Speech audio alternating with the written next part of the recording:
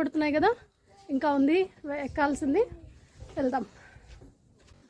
అనుకున్నంత ఈజీగా అయితే లేదు. ఎండ వల్ల మెయిన్ చల్లగా ఉంటే, కాస్త వాటర్ ఫెసిలిటీ ఉండి నీడగా ఉంటే ఎక్కచ్చు.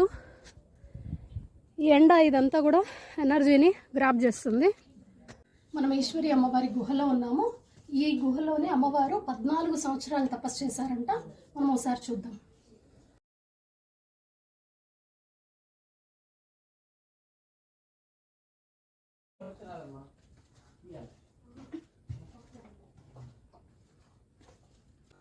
చూసారా, ఇదంతా గుహ మధ్యలో. మళ్ళీ మనం హైట్ కూడా తగులుతుంది, చూసుకొని నడవాల్సి ఉంటుంది. చాలా బాగుంది ఈ గుహ. నేను మెట్లెక్కి వచ్చినప్పుడు చాలా శ్రమ పడ్డాను కదా, ఇక్కడికి లోపలికి వచ్చాక శ్రమ అంతా పోయింది నిజంగా. ఇదిగోండి, ఇక్కడ వంగి రావాలి.